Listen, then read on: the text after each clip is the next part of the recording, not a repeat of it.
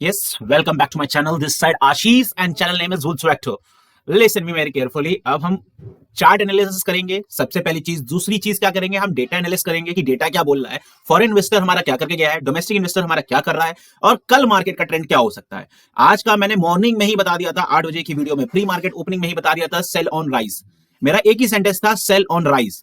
यही sentence follow करता कोई तो आराम से उसको पैसे मिलते। सेल ऑन राइज मेरा यही सेंटेंस था। आप जाके मेरी वीडियो देखिए, आपको पता चलेगा। मेरी प्री मार्केट में वीडियोस आई जाएंगी, प्री मार्केट के टाइम पे एनालिस्ट आई जाएगा किस तरीके से काम होना है, ठीक है ना। और आराम से आप ट्रेड कर सकते हो और आगे बढ़ सकते हो, प्लस अपना प्रोटेक्ट कर सकते हो अपना हार्ड अर्न मनी को, ठीक है।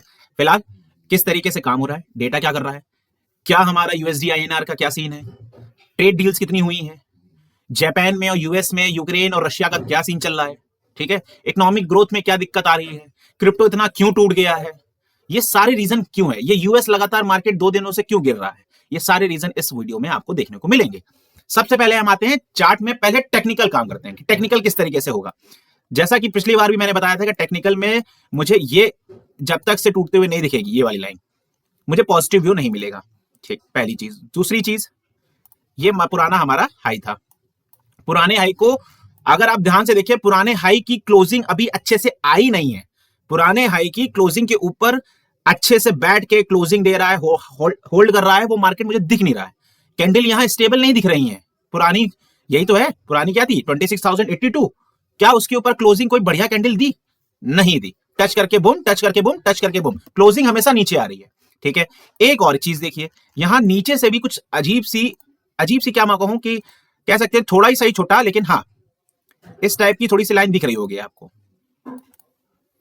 इस लाइन की दिख रही है, ये वाली लाइन है ना, ये ट्रेंड लाइन दिख रही है नीचे से भी। ये वीकली चार्ट पैटर्न पे हो गया। अब हम आते हैं डेली पे। डेली पे किस तरीके से वर्क किया, ये एंड देन ऊपर गया, एंड देन यहां पे मार्केट बहुत अच्छा काम कर रहा है। वो ये काम कर रहा है कि कुछ महीनों में या इसी महीने के अंदर या तो अप होगा या डाउन होगा। डाउन होगा तो सीधा 25,000, अप होगा तो सीधा 30,000। यहां पे बीच में खड़ा हुआ है, 5,000 की रैली यहां से दिखा सकता है। किधर को दिखाएगा ये डिपेंड करता है। अब देखो क्या होता है, यहां पे ये हमारी सबसे अच्छी बाइंग जोन है, जिस तरीके से मैंने आज सुबह मॉर्निंग में भी बताया था कि ये हमारी बाइंग जोन अभी दिख रही है। जब तक से इस लेवल के ऊपर है हम पॉजिटिव व्यू रखेंगे मार्केट की तरफ, ठीक है। बट इंट्राडे के हिसाब से हमारा व्यूज चेंज होता रहेगा, डेटा के हिसाब से आएगा। अब हम 45 मिनट्स की कैंडल्स पे आते हैं। 45 मिनट्स की कैंडल पे, 30 मिनट की कैंडल पे देखिए आपको क्या दिख रहा होगा। यहां पे एक लाइन अच्छे खासी, यहां पे एक हर्डल देखने को मिलेगा आपको, ठीक दिखा। दूसरा हर्डल आपको कहां देखने को मिलेगा,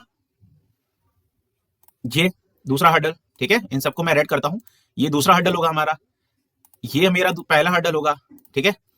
और मैंने कहा था जब तक से ये वाली ना तोड़ दे, है ना, जब तक से 26,000 का लेवल ना टूट जाए तब तक से मान के चलिए कि हम पॉजिटिव में हैं अभी, ठीक। 26,000 पे टक से आया और टक से गया ऊपर की तरफ, ठीक है। और मेरी सुबह की एनालिस्ट की वीडियो देखिए, आपको पता चलेगा, ठीक है। और टेक्निकल में एक और हमारी ऊपर से डाउन साइड की जोन दिख रही है। मैंने यहां पे बताया था एम पैटर्न बनते हुए दिख रहा है, वो भी अपर साइड में बनते हुए दिख रहा है। थोड़ा सा सस्टेन नहीं कर रहा है, यहां पे भी ऊपर गया सस्टेन नहीं किया, यहां पे भी ऊपर ओपनिंग हुई थी फिर भी सस्टेन नहीं किया, लगातार गिरता चला गया। तो कुछ तो बात है ना। उसी को हम यहाँ पे क्या करेंगे, एनालिस करेंगे, ठीक है। अब मार्केट क्या कह रहा है, कल का मुझे क्या लगता है वो सारी चीजें भी बताता हूं। मार्केट क्या कह रहा है, अभी डाउन ट्रेंड में है। जब तक इस लाइन के नीचे है तब तक से हम डाउन ट्रेंड में है, ठीक है। अब हम आते हैं बैंक निफ्टी में। ये तो मेरा चार्ट है जिसमें मैं ऑलरेडी कर रखा है मैंने ये सब। बैंक निफ्टी में देखिए ऑलरेडी मार्क्ड है और मैं ये सारे डेटा हटा दे रहा हूं, ठीक है। बैंक निफ्टी में ट्रेड पर्सनली नहीं करता हूं अभी, और करने का बिल्कुल मन भी नहीं है। उसका इतने प्रीमियम हाई चलते हैं, मंथली एक्सपायरी है, तो कोई मतलब नहीं है, राइट। तो अब हम आते हैं बैंक निफ्टी। बैंक क्यों इतना ज्यादा वीक हो गया, मैंने मॉर्निंग में कहा था बैंक वीक है। क्यों वीक है, एचडीएफसी, आईसीआईसी बैंक, मैंने सबके पहले ही बता दिया था प्री ओपनिंग मार्केट में कि एडीआर ऑलरेडी टूटे हुए हैं। यूएस में इन सब चीजों का ऑलरेडी रेट टूटा पड़ा हुआ है ना। जापान ने बहुत अच्छे इंटरेस्ट रेट दे दिए हैं, तो सारे फॉरेन इन्वेस्टर यहां कहीं से भी पैसा निकालेंगे और जापान में इन्वेस्ट करेंगे, ठीक है। जहां पे अच्छा पैसा मिलेगा वहीं जाएगा। अभी यूएस मार्केट हमारा 150-160 पॉइंट ऊपर है, ठीक है। यूएस मार्केट भट से अभी गिरा है, मेरे ख्याल से 222 ऊपर था। हाँ, यूएस मार्केट अभी गिरा है हाल ही में, वरना 222 पॉइंट ऊपर था करीबन, ठीक है। एशिया मार्केट भी अच्छा चल रहा है, ठीक। गिफ्ट निफ्टी की अगर बात की जाए तो गिफ्ट निफ्टी भी अभी भी टूटी ही पड़ी है, गिफ्ट निफ्टी गिरी हुई है, कुछ भी नहीं आया ऊपर। अब हम आते हैं अपने डेटा पे। डेटा क्या बता रहा है, डेटा का आप सीन देखिए, ये अर्निंग वगैरह हटा दें, एफआईआई डेटा पे आते हैं। ये हमारा आज का हीट मैप है। बहुत बड़े बड़े दिग्गज जैसे कि Reliance industry, HDFC bank, ITC, ICICI bank, state bank of India, ठीक है, और बहुत से बड़े बड़े बजाज फाइनेंस, ठीक है, हिंदी यूनिलीवर और Asian paints, JSW, power grid, Bajaj Finserv, Adani enterprise, ये सारे के सारे बड़े बड़े दिग्गज जो कि मार्केट कैपिटलाइजेशन की बहुत अच्छी है, वो सब इस वक्त नेगेटिव में है, राइट। मैं आपको बताऊं, मेरे ख्याल से 38 स्टॉक्स जो निफ्टी 50 के हैं वो करीबन गिरे हुए थे मॉर्निंग के टाइम पे। डेटा क्या कह रहा है, डेटा एनालिसिस करते हैं, हमारा फॉरेन इन्वेस्टर क्या करके गया है, ठीक है। फॉरेन इन्वेस्टर हमारा जो चार्ट है उस चार्ट के अकॉर्डिंग देखें तो फॉरेन इन्वेस्टर लगातार 26 नवंबर से, हाँ, लगातार अगर देखें तो बेचता चला आ रहा है, बड़ी बड़ी बिग आ रही हैं और बेचता चला आ रहा है। आज भी उसने कितना बेचा है, 3642 करोड़ की सेलिंग की है इन्होंने कैश मार्केट में। इक्विटी मार्केट में इन्होंने क्या किया है, 3642 की सेलिंग की है, राइट। एंड वही हमारा डोमेस्टिक इन्वेस्टर क्या कर रहा है, डोमेस्टिक इन्वेस्टर तो भाई सीधी सी बात है, वो बैठा रहता है पैसा लगाने के लिए। और यहाँ पे डोमेस्टिक इन्वेस्टर ये नहीं है कि रिटेल है, यहाँ पे एसआईपी की भी है, यहाँ पे बहुत सी चीजें हैं, एसआईपी है, म्यूचुअल फंड्स हैं, इन सबके पैसा लग रहे हैं, ठीक है। तो ये मुझे कुछ खास लगता नहीं है। जिस दिन ये भी हटा, इसने हाथ खींच लिया, उस दिन मार्केट का क्या हाल होगा वो कोई नहीं जानता, ठीक है। एफआईआई अपना बेच रहा है पैसा, यहां से पैसा निकाल रहा है, साफ दिख रहा है कि इक्विटी मार्केट में उसने इतनी ज्यादा बिकवाली की है ना। मॉर्निंग में भी बता के गया था, ठीक। अब ये बिकवाली सिर्फ एक दिन की नहीं है, मैं आपको अगर दिखाऊं इनकी बिकवाली का तो आप लोग भी शॉक्ड रहोगे, ठीक है। अभी सिर्फ दिसंबर की पहली और दूसरी तारीख तक इन्होंने 4,500 से ऊपर की बिकवाली कर दी है। दूसरी चीज, नवंबर में 17,500 की बिकवाली हो चुकी है, 17,500 करोड़ की बिकवाली उन्होंने की फॉरेन इन्वेस्टर।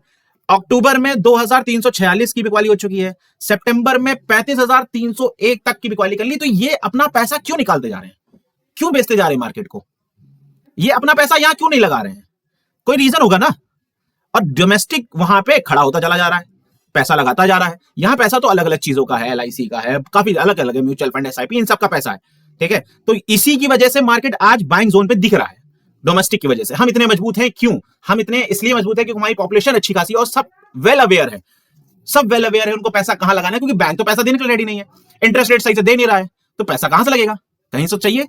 तो पैसा यही इंडियन मार्केट में आ रहा है, इसलिए हमारे यहाँ पे इंडियन मार्केट जो हमारे चार्ट है वो ऑल टाइम हाई के पास लटकता हुआ दिख रहा है। बट ध्यान से देखिए, जुलाई से लगातार नवंबर तक से फॉरेन इन्वेस्टर भागता हुआ दिख रहा है ना। और फॉरेन इन्वेस्टर भाग रहा है तो कोई तो बात होगी ना, पहली चीज। दूसरी चीज, यूएसडी आईएनआर, हमारा रुपया क्यों इतना बर्बाद होता चला जा रहा है, हमारा रुपया 90 पैसे पे कैसे आ गया। अभी तक मैंने अभी कल ही वीडियो बनाई थी, मैंने आपको बताया था कल ही वीडियो में कि 89.7 89.8 के पास था, अब 89 कहां पे आ गया, 90 के आसपास टच कर गया, 90 आज टच ही कर चुका था। 5 मिनट की कैंडल अगर छोड़ देखते हैं तो 5 मिनट कैंडल पे 90.59 पे इसने क्लोजिंग दी है अपनी हाईएस्ट, समझ में आ रहा है, 90.59 पे इसने हाईएस्ट क्लोजिंग दी है। हमारा रुपए इतना कैसे बेकार होता चला जा रहा है, कैसे वर्स्ट होता जा रहा है, आप खुद बताओ, समझ रहे हो, कोई बात को समझ रहे हो। मतलब यूएसडी के अगेंस्ट, $1 के अगेंस्ट हमारा रुपया 83 से सीधा 90 पे आके रुक रहा है, अभी समझ में आ रहा है। अब आपको दिखाऊं मैं, आइए मंथली चार्ट पे, ये है मंथली चार्ट, ठीक है, ध्यान से देखिए। मंथली चार्ट पे यही अभी 5वें महीने में हम 83 के आसपास थे, 2025 के 5वें महीने पे हम 83 के आसपास थे, आज हम वहां से सीधा 90 पे आ गए। रुपए हमारा इतना बर्बाद है क्या, हमारी करेंसी एशिया की वर्स्ट करेंसी है, मैं 3-4 दिन से चिल्ला रहा हूं, हमारी करेंसी बेकार होती चली आ रही है। हमारी करेंसी पे ही डिपेंड करता है कि हम कितना ग्रोथ कर रहे हैं, हम कितना डेवलप कर रहे हैं। इस चीज को ध्यान में रखिए, हमारी करेंसी अगर स्ट्रांग नहीं होगी ना, एशिया की सबसे वर्स्ट करेंसी है, आप गूगल पे जाके सर्च करिए, आपको पता चल जाएगा। हमारी करेंसी अगर अच्छी नहीं होगी तो हम डेवलपमेंट में है ही नहीं, हम डेवलप्ड हो ही नहीं रहे हैं, हमारी ग्रोथ हो ही नहीं रही है, राइट। और फॉरेन इन्वेस्टर तो पैसा भगा ही रहा है, ठीक है। अब इसको किस तरीके से कवर किया जाएगा, अभी 5 तारीख को आरबीआई पॉलिसी आ रही है, पहली चीज, ठीक। अब वो क्या करेगा, आरबीआई पॉलिसी में इस करेंसी को देखते हुए, उनको भी पता है, अब इस करेंसी को गिरते हुए देखते हुए वो क्या करेंगे, या तो रेट को घटाएंगे, अगर रेट को घटाएंगे तो जीडीपी में इफेक्ट आएगा। क्यों आएगा भाई, रेट को घटाएंगे तो जीडीपी में इफेक्ट की तो बात है, जीडीपी में इफेक्ट नहीं आएगा फिलहाल देखो। तो मुझे ऐसा लगता है कि अगर रेट को घटाएंगे तो फॉरेन इन्वेस्टर और या अदर लोग जो है वो पैसे डाल ही नहीं पाएंगे, क्योंकि इंटरेस्ट रेट नहीं मिलेगा, पहली चीज। दूसरी चीज, अगर बढ़ाएंगे तो महंगाई बढ़ेगी तो ग्रोथ अच्छी नहीं होगी ना, तब डोमेस्टिक वॉल्यूम्स भी ज्यादा होंगी, बहुत सी चीजें आएंगी, क्वेश्चंस उठेंगे गवर्नमेंट पे। दोनों तरफ हमारा क्या है, एक तरफ कुआ है, दूसरी तरफ घाई।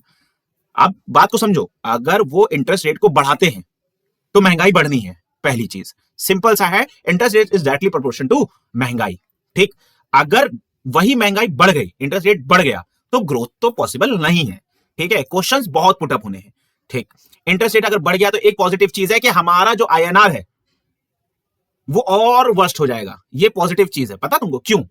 आईएनआर वर्स्ट हो जाएगा तो भाई बाहर की करेंसी आएगी, बाहर के इन्वेस्टर आ जाएंगे, क्योंकि भाई रेट अच्छा मिल रहा है, रेट अच्छा मिल रहा है, ये करते हुए आ जाएंगे। समझ गए? लेकिन ये अपने आप के लिए, अपने इंडिया के लिए अच्छी चीज नहीं है। करेंसी गिरना अच्छी चीज नहीं है।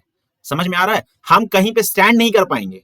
हैं? आज हम स्टैंड कर रहे हैं, पॉपुलेशन वाइज फर्स्ट पे आ गए हैं और जीडीपी वाइज हम थर्ड फोर्थ पे बैठे हुए हैं होल वर्ल्ड में। मेरी बात को समझिए, ठीक है? और इंटरेस्ट रेट अगर घट गया, इन्होंने आईएनआर को देखते हुए इंटरेस्ट रेट को घटाया, घटाने की वजह से इनकी महंगाई तो कम होगी होगी, पहली चीज। दूसरी चीज, बाहर का बंदा नहीं आएगा इंडिया में पैसा लगाने। क्यों? इंटरेस्ट रेट ही नहीं मिलेगा, पैसा वापस में ब्याज मिलेगा ही नहीं, तो पैसा लगाने क्यों आएगा? आपको कहीं ब्याज नहीं मिलता, आप बैंकों में पैसा क्यों नहीं डाल रहे हो? ये एसआईपी, म्यूचुअल फंड्स में क्यों इतना पैसा आ रहा है? ब्याज मिल रहा है ना, अच्छा खासा रिटर्न दे रहे हैं, प्राइवेट सेक्टर्स अच्छा रिटर्न दे रहे हैं, राइट? इसीलिए तो डाल रहे हो इंडियन मार्केट में, है ना? वो भी यही चाहेंगे। तो यहां पे आरबीआई क्या करता है 5 तारीख को? ये पूरा पूरा आरबीआई का खेल है। ठीक, यहां पे आईएनआर को बचाना है कि फॉरेन इन्वेस्टर को बचाना है? समझ में आ रहा है ना? अब ये 5 तारीख को क्या स्टेप लेते हैं उस पर डिपेंड करता है। अब हम आते हैं क्यों यूएस मार्केट, क्रिप्टो मार्केट क्यों क्रैश हो रहा है। मैं आपको लिटरली बताऊं, ये पूरा खेल है इंस्टीट्यूशंस का। ठीक है, डोनाल्ड ट्रंप सर हमारे बहुत बेहतरीन प्यारे हैं, जो कि अभी तक सामने नहीं आए हैं, जो कि 4 दिन पहले ही बताया था कि इनका सामने आना बहुत जरूरी है।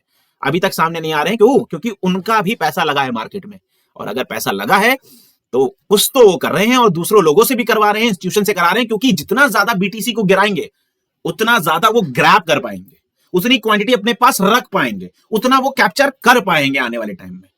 ठीक है, बीटीसी एक ऐसा कॉइन था जो कि सारे कॉइन के अगेंस्ट एक कॉइन बहुत काफी था, है ना? बस यही बात है। मैंने बीटीसी में पहले ही बताया था, मुझे बीटीसी में सबसे अच्छा जो दिख रहा था बाइंग जोन, उससे पहले मुझे बाइंग जोन दिख ही नहीं रहा था। वो रीजन है क्या था, मैं दिखाता हूं आपको। वन डे मेरा बाइंग जोन ये बना था, ये बना था। मैंने कहा था 70,000 के आसपास मुझे लगता है स्ट्रॉन्ग बाइंग जोन है। ठीक, एवरीवन थिंक्स कि यहां से कुछ अच्छा खासा देखने को मिल सकता है, यहां से इसी लेवल से अच्छा देखने को मिल सकता है। यहां से आया 94 से भनाक से गिरा था 83। ठीक है, अब रिकवर किया है, 90 के आसपास आ चुका है। ठीक है, अभी 2 घंटे में रिकवर हुआ है, ये अभी 2 घंटे के अंदर रिकवर हुआ है। अब वो क्यों हुआ है, कैसे हुआ है, ये सारी न्यूज अभी मैं देखता हूं, फिर मैं एनालाइज करके कल मॉर्निंग में आपको बता दूंगा प्री मार्केट में। आज के लिए इतना ही। कल का ट्रेड मैं आपको कहूंगा बिल्कुल भी कैरी फॉरवर्ड मत कीजिएगा, बीटीएसटी बिल्कुल मत लीजिएगा। सिंपल सी मैं अभी भी यही कह रहा हूं कि बीटीएसटी को बिल्कुल मत लीजिएगा। ठीक है, फॉरेन इन्वेस्टर पैसा निकाल रहा है, कहां से निकाल रहा है पता नहीं। और हकीकत में बताऊं, हमारा जरूर इंडेक्स, हमारा जो इंडेक्स है वो ऑल टाइम हाई पे भले चल रहा है, लेकिन पोर्टफोलियो अभी तक ग्रीन नहीं हुए हैं। 1.5 साल पुराने स्टॉक्स जो मैंने रखे थे वो अभी तक ग्रीन नहीं हो पाए। मुश्किल से 4% 5% ग्रीनेस दिखा रहे हैं बस, जबकि इंडेक्स ऑल टाइम हाई तक पहुंच गया है। आप समझ रहे हो? पुरानी दिवाली पे जो मुहूर्त में मैंने लिया था वो आज की दिवाली खत्म होने तक भी 4% की रेट पे ही दिख रहा है मुझे, प्रॉफिट पे। क्या फायदा जब पोर्टफोलियो किसी का ग्रीन नहीं है? इट मींस स्टॉक्स चल नहीं रहे हैं, है ना? बैंकिंग सेक्टर की बुरी हालत है, आईएनआर ऑलरेडी गिर रहा है, तो बैंकिंग सेक्टर की हालत तो खराब होगी, है ना? थोड़ा समझिए, अपना पैसा सही जगह लगाइए, और मेरी नॉलेज पसंद आए तो प्लीज लाइक एंड सब्सक्राइब। ठीक है, मैं ये सारी चीजें अभी तक खुद ही करता था, लेकिन अब मैं पब्लिकली आ गया हूं। मैंने सोचा मुझे भी ये चीज करनी चाहिए। ठीक है, इफ मैं खुद कमा रहा हूं तो मेरे को दूसरों को भी हेल्प देनी चाहिए, इसलिए मैं आया हूं और पूरा लॉजिक के साथ हर चीज बता रहा हूं, पूरा लॉजिक के साथ। ठीक है, मैं आपको ये भी बता सकता हूं कि मैं ट्रेड कैसे लेता हूं, बट समय इंपॉर्टेंट है। समय आने दीजिए, जहां मेरे 500 सब्सक्राइबर पूरे होंगे मैं आपको सामने से बताऊंगा कि कैसे मैं ट्रेड लेता हूं। बट मेरी एक रिक्वेस्ट है, जिसको भी मेरी वीडियोस और मेरे डेटा को समझने में अच्छा लग रहा हो, उससे हेल्प मिल रही हो, तो please like and subscribe and share. ठीक है, share. Thank you so much.